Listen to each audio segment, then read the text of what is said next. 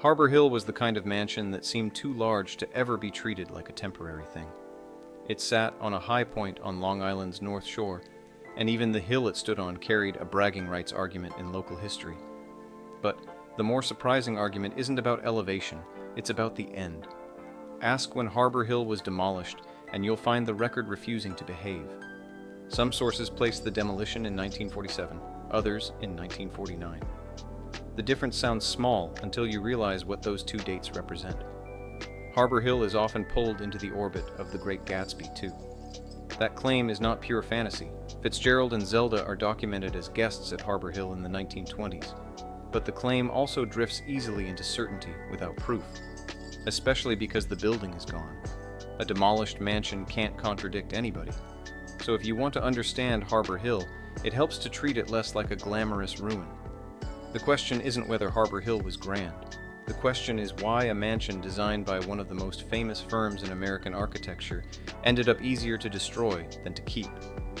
Harbor Hill was built for Clarence Mackay, a telecommunications magnate.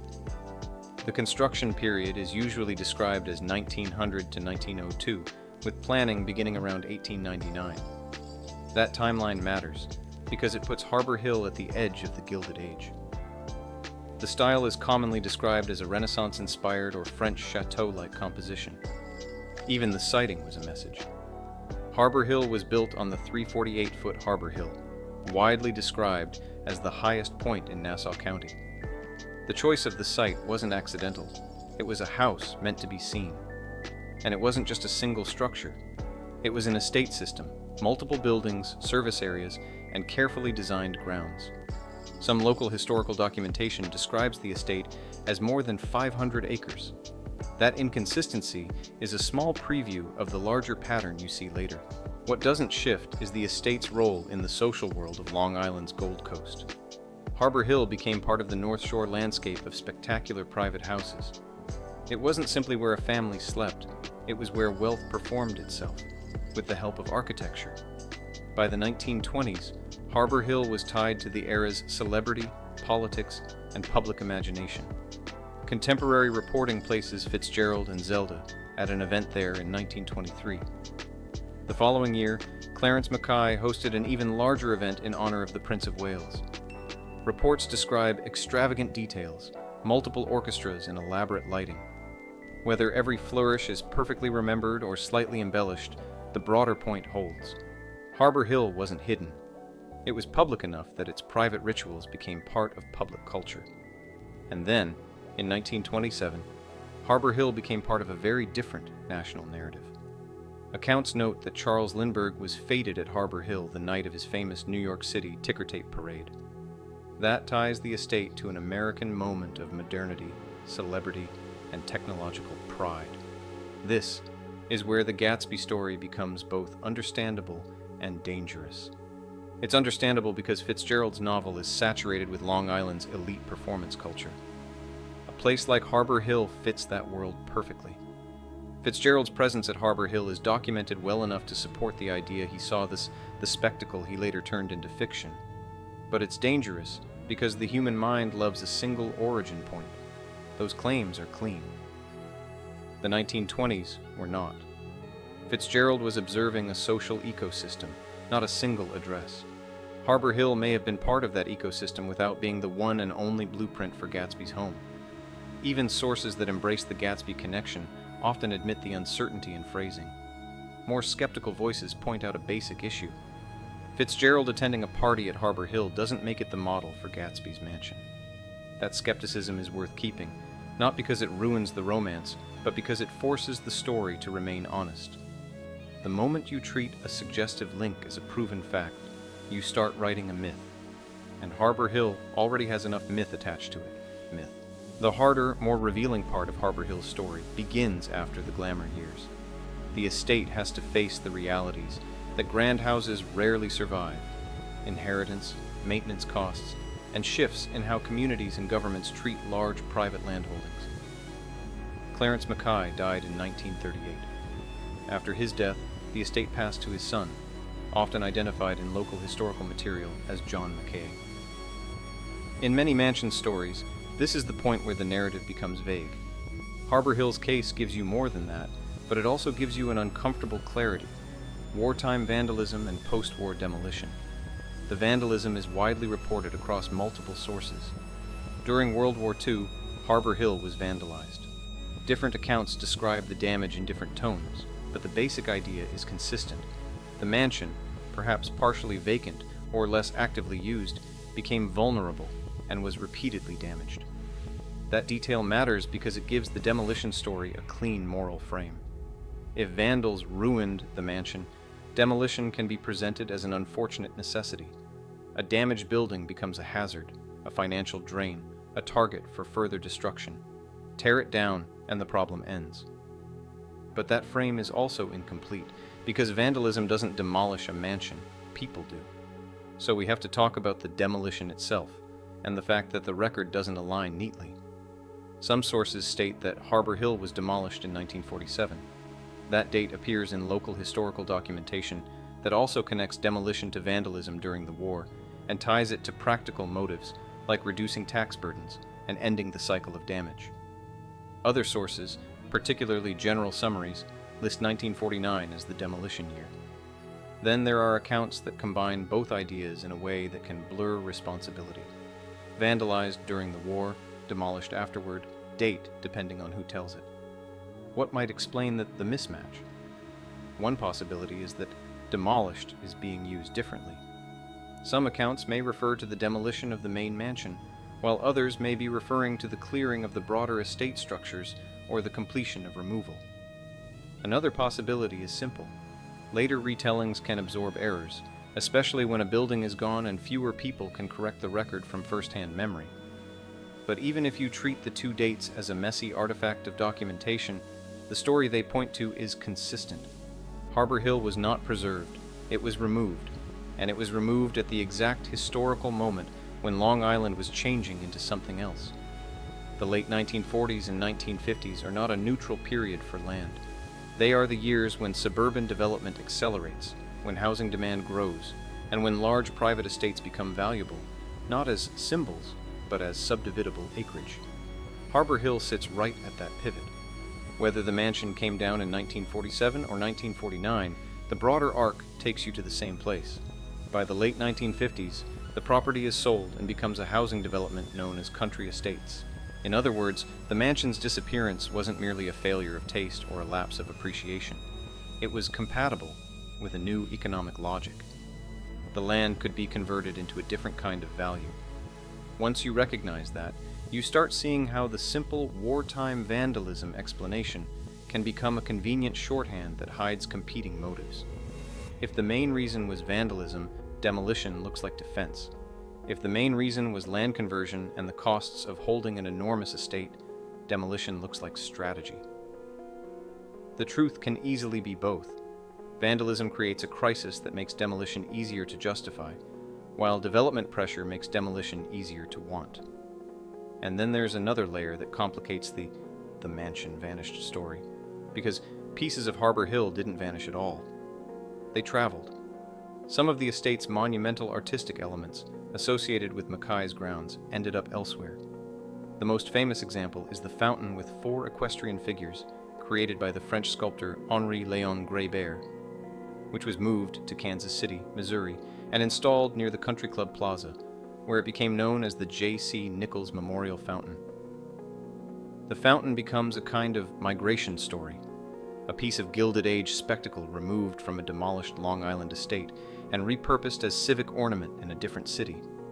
The mansion disappears, but its prestige objects survive by being recontextualized. Local documentation also describes large horse statues connected to the Mackay estate, carved and installed around 1920, later being relocated in the mid-20th century. That matters because it exposes a selective preservation instinct.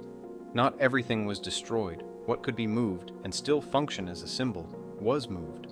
What required keeping the land and the building was not. That selective survival raises a sharp question. If Harbor Hill's art and ornaments were worth saving, why wasn't the building itself? The obvious answer is cost. A fountain can be moved and maintained in a public setting. A massive private mansion requires a constant flow of money, staff, and purpose. But cost isn't a complete answer either, because some estates of similar scale did survive through institutional transformation, becoming museums, historic houses, or income-generating properties. So what was missing at Harbor Hill? One possibility is timing. Preservation, as a more organized public movement, expands across the mid-20th century, but it does not move fast enough to save everything. By the late 1940s, many Gilded Age houses were still being treated as private property problems, not public heritage candidates. Without landmark protections, without a committed institutional buyer, and without a family determined to hold the building, demolition could be the simplest option. Another possibility is that Harbor Hill's identity made preservation harder. The public recognizes stories tied to political figures or packaged cleanly. Harbor Hill's story involves telecommunications wealth and elite parties. Many Americans viewed this world with suspicion or resentment after the Depression. Perhaps it didn't generate enough public will to save the estate. Today, it's remembered through two frames: Gilded Age excess and Gatsby-era glamour. Those frames are strong, yet they can be shallow.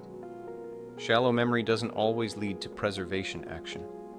Preservation is often about power and control. Who controls the land and zoning decisions matters. When an estate becomes more valuable as development than a monument, preservation faces real challenges. That tension is clearer, considering Harbor Hill's location on Long Island. It sat in a region that became one of America's most aggressively suburbanized landscapes. The end of Harbor Hill links to a broader post-war transformation. Elite private enclaves converted into middle-class housing is often seen as progress. This transformation also acts as an erasure mechanism. Landscapes built to signal power are redistributed into a different social structure. It sometimes leads to a more equitable arrangement, but can also just be more profitable. Physical reminders of the earlier system are eliminated through this process. Now let's revisit the confusion about demolition dates. This isn't just a trivial disagreement, it reflects how the story is told. A demolition in 1947 can seem like an immediate response to war damage. If you frame it as 1949, it appears as a post-war choice under new economic conditions. Pushing the demolition later aligns it with suburban boom logic. Pulling it earlier aligns with crisis language. Either way, the mansion is demolished. But the narrative around its demolition changes based on the timeline used. In simplified retellings, we miss the emotional or institutional struggle. We rarely hear if there was any debate about whether Harbor Hill should survive. There's often no record of preservation efforts or family considerations for alternatives. The absence of this debate in popular memory indicates two possibilities. Either it wasn't public enough to leave a strong record, or it was quietly dismissed. Ultimately, the mansion disappears and the story becomes easy to compress. Vandalized during World War II, demolished afterward. But Harbor Hill resists being reduced that way. The very act of reducing it creates space for myth. Once the physical building is gone, the most portable version of Harbor Hill becomes the version that serves whatever narrative the speaker wants. If you want a Gatsby story, Harbor Hill becomes Gatsby. If you want an abandoned mansion story, Harbor Hill becomes a cautionary tale about neglect. If you want a suburbanization story, Harbor Hill becomes an example of land conversion. If you want a preservation story, Harbor Hill becomes a symbol of what was lost before protections were strong enough. All of those are partially true. None of them alone is the full story. So what does Harbor Hill ultimately reveal about wealth, culture, and human ambition? First, it reveals how American elites used architecture as a public language. Harbor Hill's style wasn't simply a private preference, it was a claim about belonging, an American fortune wearing European design as proof of legitimacy. That's a common pattern in Gilded Age architecture, new money constructing old world signals. Second, it reveals how quickly the function of a mansion can change when the original builder is gone. Clarence Mackay built Harbor Hill as a living symbol. After his death, the symbol became an asset to manage. That shift is almost always where decline begins. Not because heirs are necessarily careless, but because a mansion of that scale requires a specific kind of commitment, financial and psychological, to keep it alive. Third, it reveals how crisis and convenience can work together to erase history. Wartime vandalism created a real vulnerability. But vulnerability alone doesn't decide demolition. Demolition becomes attractive when it aligns with other incentives, taxes, costs, and development value. Harbor Hill's end looks less like a single tragic event and more like a convergence, damage making the mansion easier to justify destroying, and post-war development making the land easier to profit from once the mansion was gone. Fourth, it reveals how preservation can be selective even when it happens. Pieces of Harbor Hill survived, statues, a fountain, because they were portable, because they could be repurposed, because they could remain beautiful without requiring an estate to support them. That is preservation, but it is also disassembly. It saves fragments while surrendering the whole. And finally, Harbor Hill reveals something about how historical memory forms when physical evidence is removed. The Gatsby Association is a perfect example. Fitzgerald's documented presence at Harbor Hill supports the idea of influence, but the temptation to turn influence into certainty grows when the building itself can no longer complicate the story. Once Harbor Hill is gone, the estate becomes easier to claim. A vanished mansion is a blank surface onto which cultural memory can project. That's why Harbor Hill remains unsettled even now. Not because nobody knows it existed, and not because it lacks documentation. It remains unsettled because its most important questions are not architectural questions, they're decision questions. Why was demolition chosen over preservation? If it was chosen quickly, what made it feel urgent? If it was chosen later, what made it feel profitable? What was discussed privately that never became public record? And why do later accounts still slide between dates and explanations as if the difference doesn't matter? Harbor Hill's story doesn't end with a neat solution, because the ending itself is part of the mystery. A mansion that large shouldn't be easy to erase, and yet it was erased, not only from the landscape, but from the kind of documentary certainty we like to imagine history provides. What remains is the space between record and reality, a hill with a name, a development where an estate once stood, a fountain in another city, and a cultural memory that keeps trying to turn a complex story into a single famous reference point. And maybe that's the real lesson. In America, grand houses don't only express ambition when they're built. They express ambition again when they're removed, because demolition is also a declaration. It declares what a society chooses to value now, not what it valued then. Harbor Hill was once built to last as a symbol. Its disappearance suggests that symbols are only permanent as long as someone finds them useful. When usefulness changes, history can vanish faster than we expect. And sometimes, all that's left is an argument over dates, a handful of surviving artifacts, and a name, Harbor Hill, still perched on a high point, asking a quiet question about the things we decide not to keep.